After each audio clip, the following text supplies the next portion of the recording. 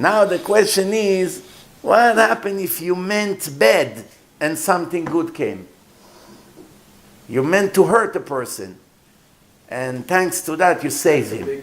He was dating a girl, you were jealous, you started to come say all kinds of bad things about him, and she canceled the shidduch. And then she went and got remarried a year later, and they found out she's barren, or she died from cancer a year later.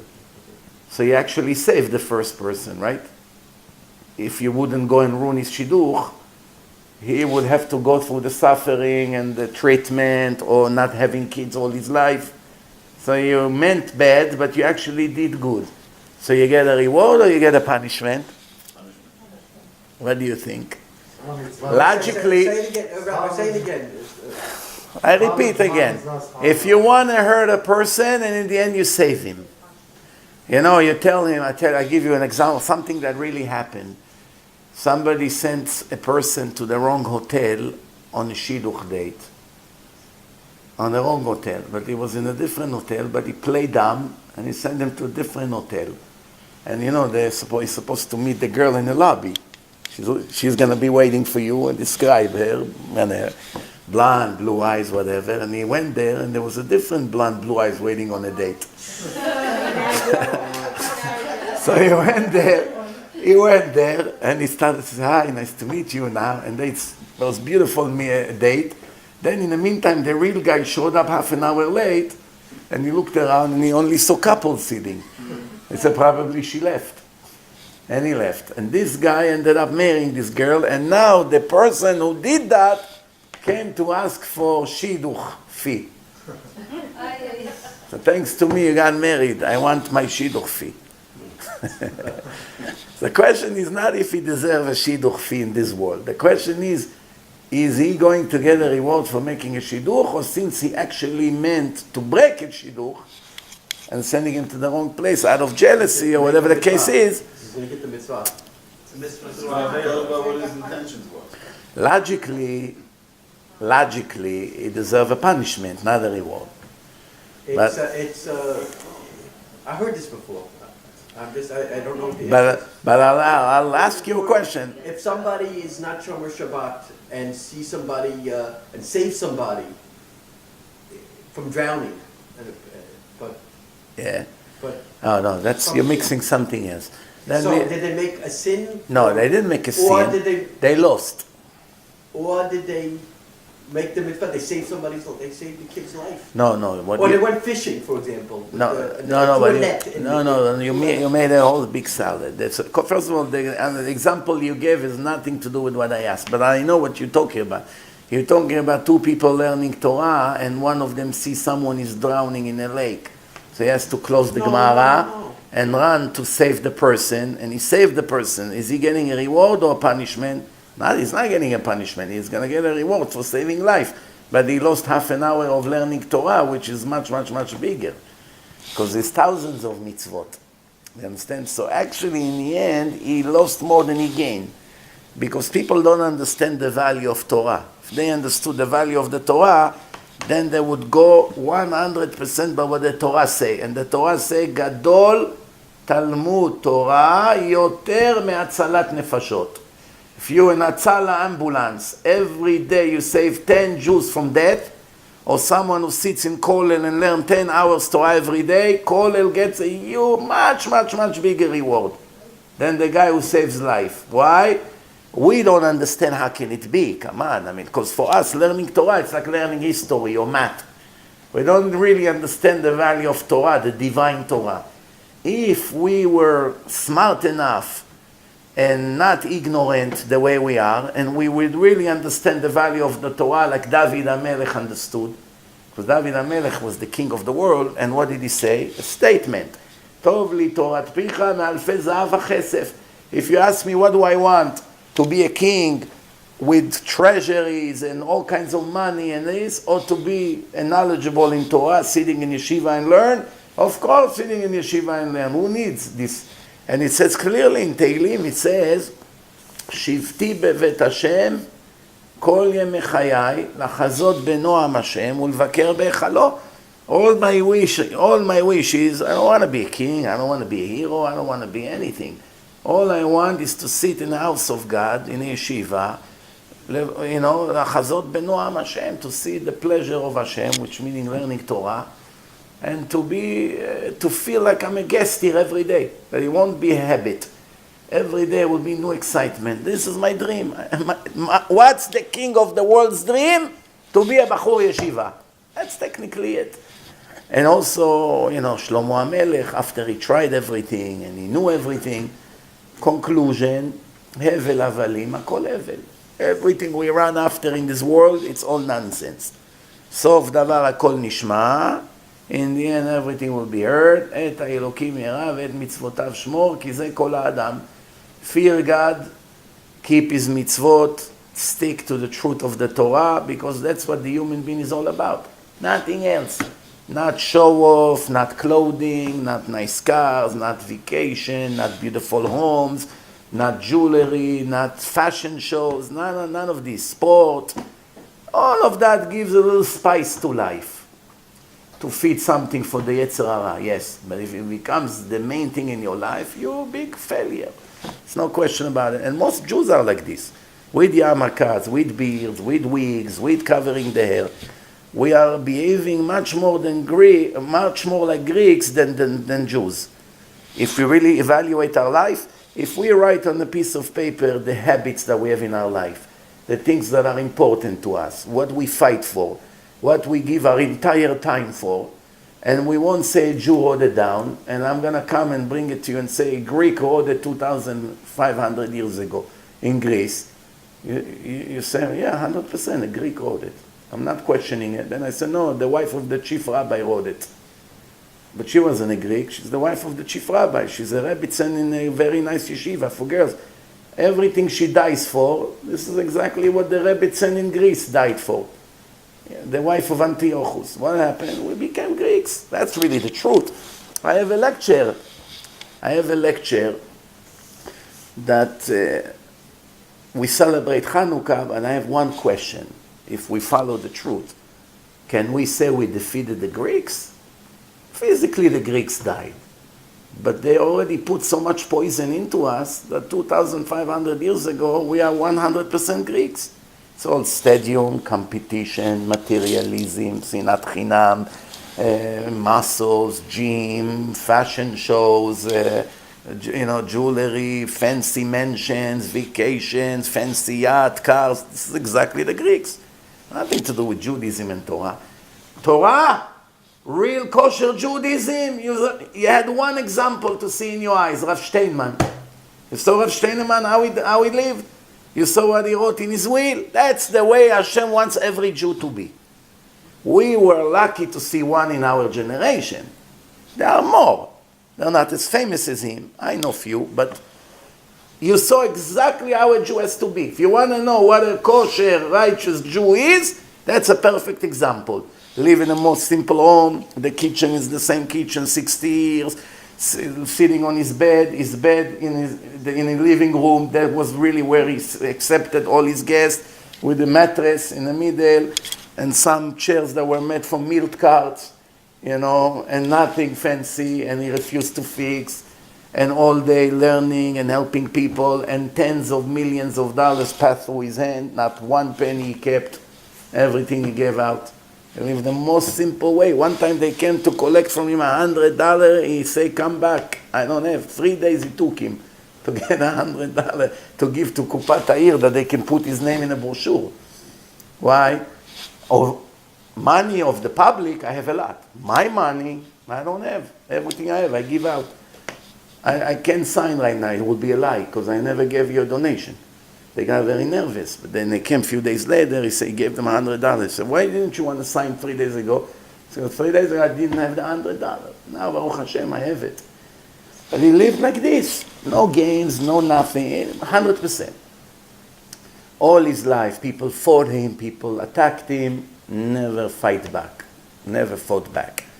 Always leave it to Hashem, leave it to Hashem. And in the end, and what did he write in his will? Please don't call me tzaddik. Don't name your children after me. Make me a simple funeral. Yeah, don't call your children after me. I'm nothing special. Don't think, and make me a simple funeral. 10 people, it's enough. People shouldn't waste their time. Learn Torah, it's better.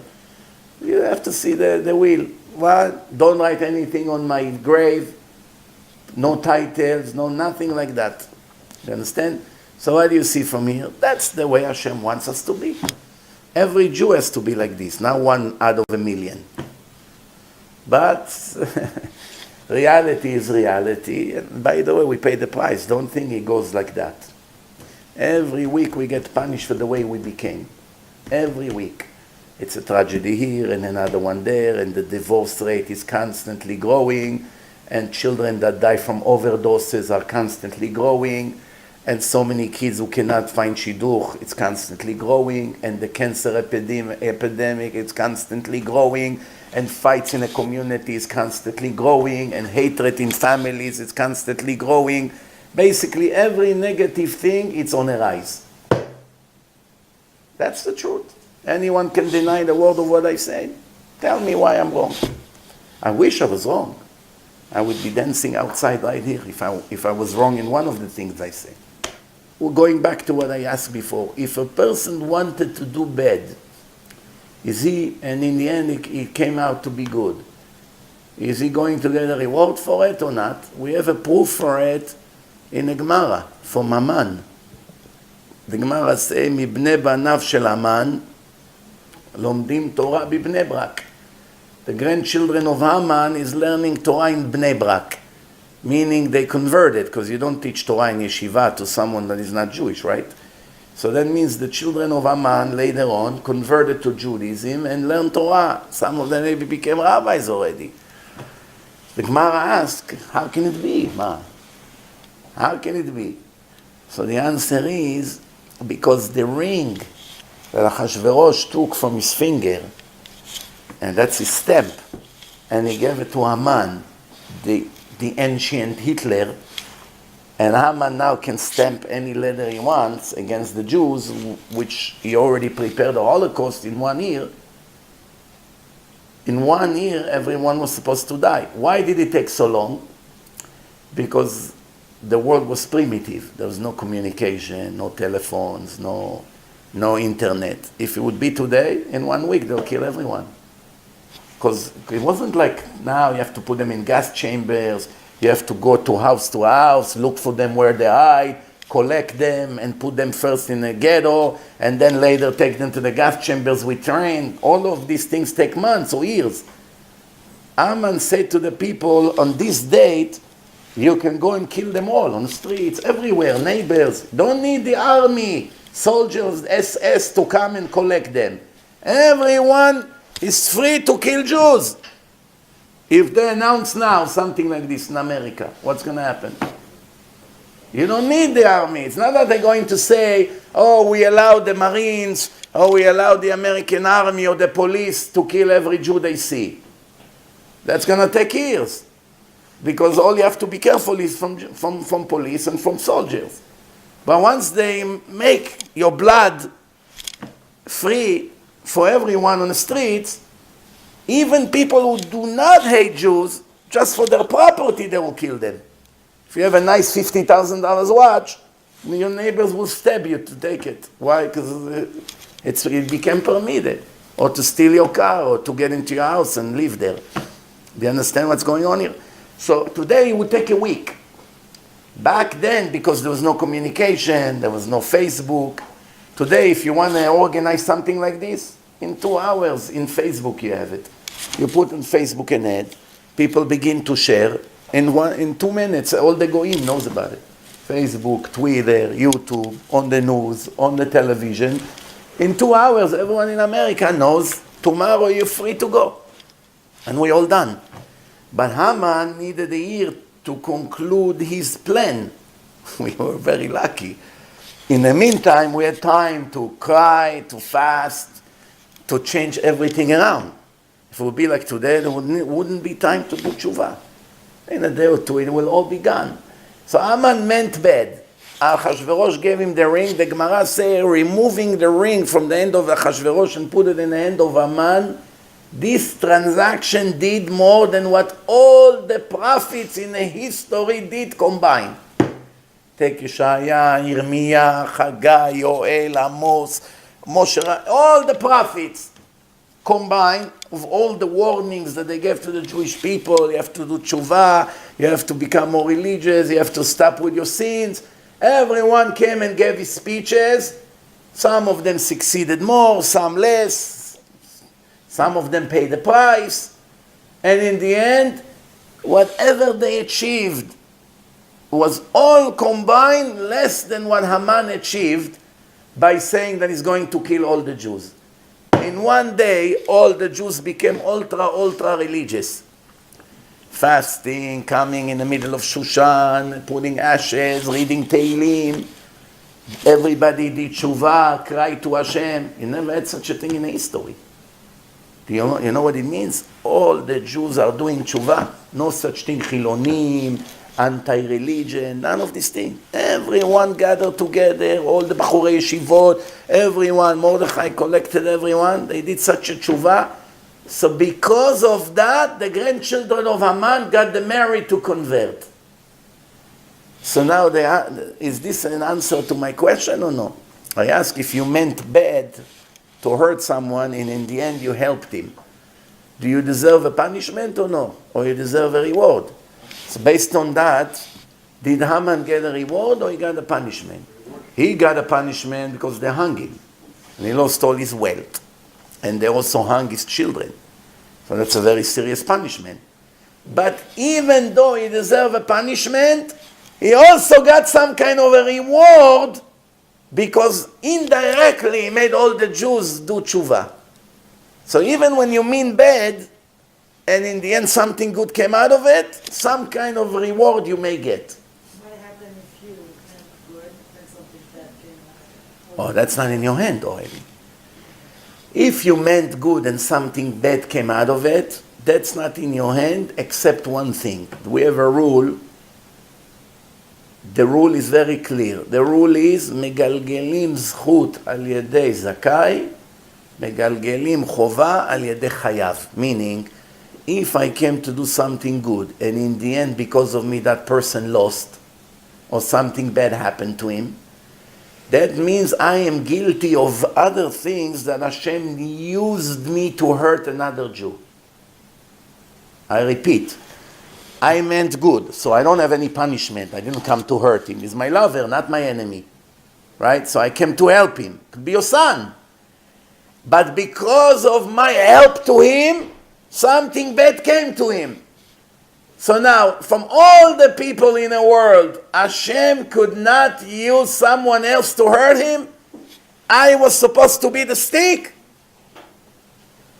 That's not a good sign for me. You understand what I'm saying here or no? Or the other way around.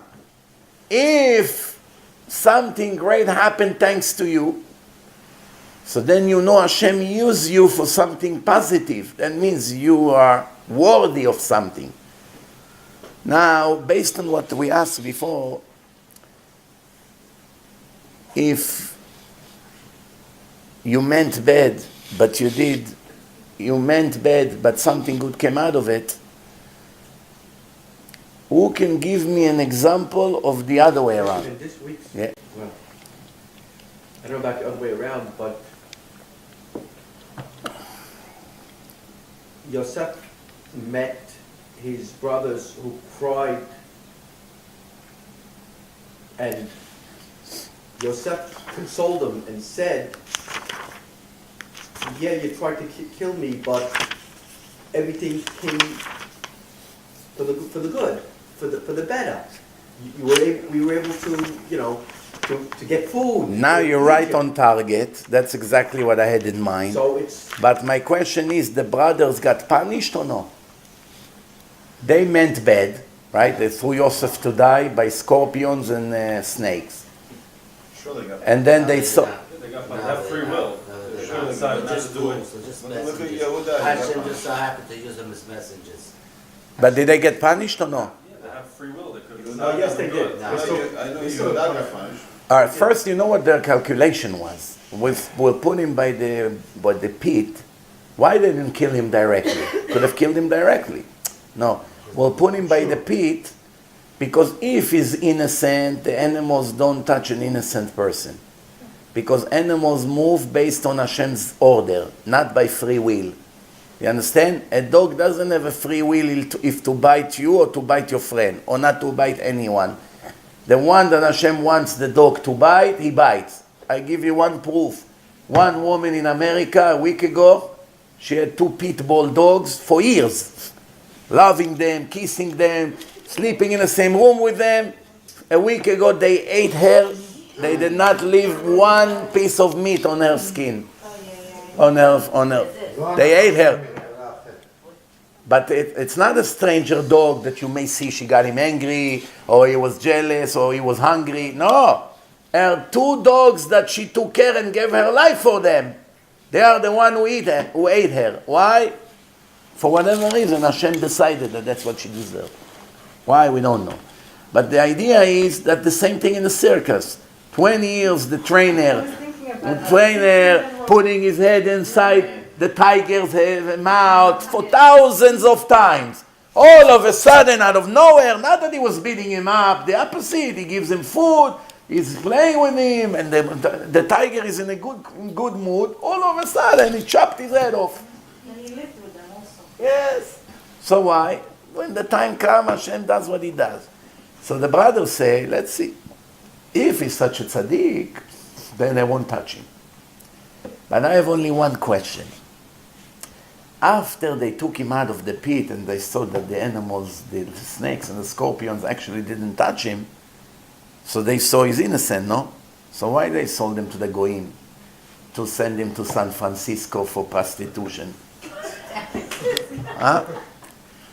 How can they do such thing? Imagine now you have the chief rabbi, and he has 10 sons, and 9 of them jealous with the one. They put him in a pit to see if the animals will kill him. The animals didn't touch him, so they saw that he's not guilty like they thought.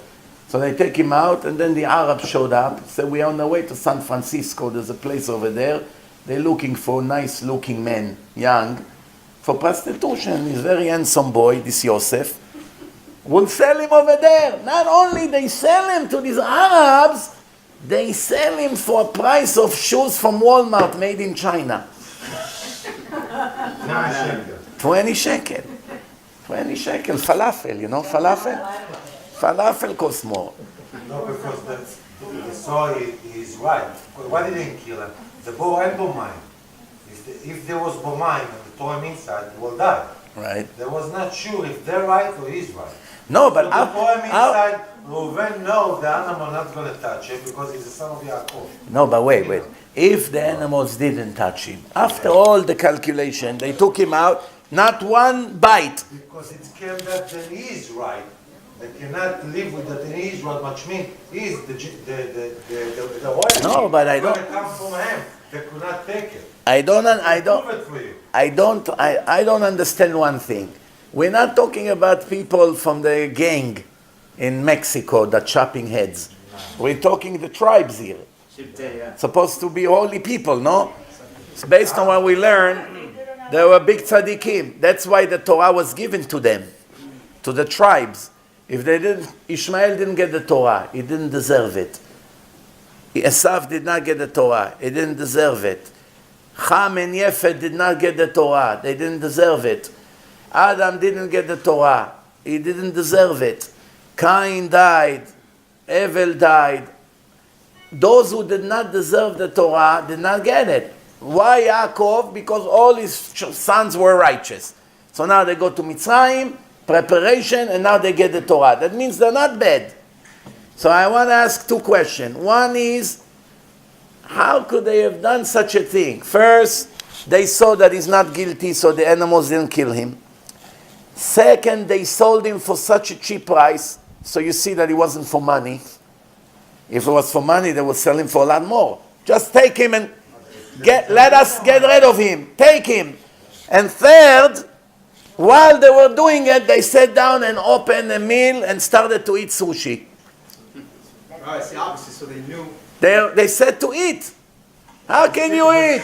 Your brother from the same father. Okay, you don't have the same mother. But your brother from the same father, a little boy, 17 years old, you just sold him to San Francisco to be a male prostitute. You'll never ever see him. You cannot find him on Facebook or Google him. You cannot find the police, put private detective to find him. Once he's gone, out of your sight, it's a done deal. There's no way to ever fix it. And you sit and eating now shish kebab, give me the bread, the hummus. Maybe it's the opposite. They knew, since they knew he was innocent, and they knew that they were going to be slaves in a foreign land, they wanted to start sort of preempt it. Send him down there, set up yeshiva. Nice try, like they say in America. Nice try. Rabbi, Nice try. Yeah, but in English, in English. Okay? Let me tell you now. Did you hear about the death of Rabbi Akiva? The worst that you can imagine, right? They cut him to pieces. He was 120 years old. Ishvav HaSofer, Rabbi Ishmael, Rabbi Chutzpit HaMeturgeman, all these big names. They got the worst way to die. The one they covered him with the Torah and put him on fire together. The worst thing in front of the whole nation. Who were these 10 rabbis? Reincarnation of the brothers of Yosef. So they did get punished for what they did in the end. But one thing I don't understand. We have a rule that if you did something bad to someone and he forgives you, then you don't get punished.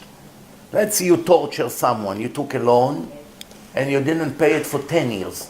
You were supposed to pay it back in 6 months. You held the money for 10 years.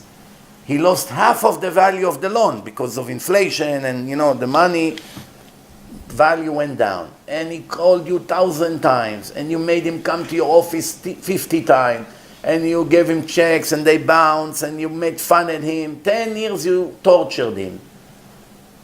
Like a real cruel person. And then in the end you came to him and said, Moshe, here is your money. I'm so sorry. No interest. Same money like 10 years ago, even though it's worth a lot less now. 10 years ago he could buy a house. Now he can buy a toilet with the same price. Everything went up. So you say, here is your money now. Now it's worth to give it back. 10 years ago when I took it from him, I invested it. I bought 10 houses since then until now. Now I throw him a little bone. Here, come take it. I'm so sorry for hurting you. Shame on me. Right? Kiss his hand. Forgive me. Give me bracha. You Kohen. Mi sheberach. And it's over. Based on what it's written, that's it. You don't get a punishment. If he forgives you, machul. It's 3 times. Machul. That's it. No. That's the law of tshuva. So how come they suffered like this? Except they verbalize it. Yosef actually never forgave them. That's the only explanation. He didn't say, I forgive you. He said, you did what you did, but it was all Hashem's plan in first place. He didn't lie. That's exactly what happened. You chose to do bad to me, and for that you're going to get your punishment. He didn't say it to them, but that's what he thought. Your time will come to pay. And I have nothing against you. Why? Because I know with or without you I would go to Egypt. If you wouldn't throw me in a pit, somewhere else maybe the Goyim would kidnap me or I don't know what. So I had to go to Egypt, that's for sure. So I'm not blaming you that I was in Egypt and even when I went to jail and whatever happened because it all was for the good. It was a part of the plan of Hashem. However, there's a rule. Whatever you do, even if in the end it was Hashem's plan, you're still getting a punishment. Same thing Paro. Why Paro has to get punished? He did the plan of Hashem, no? Hashem already told Avraham Avinu that we're going to be slaves to another nation. So it was a part of Hashem's plan. So why Paro has to be punished? Why the Egyptian has to be punished? Why the Nazis have to be punished? Why the Arabs have to be punished? It's all a part of Hashem's will. Hashem wanted that this way. So what do you want from them? The answer is they choose to do it and they enjoy to do it. They also enjoy to do it.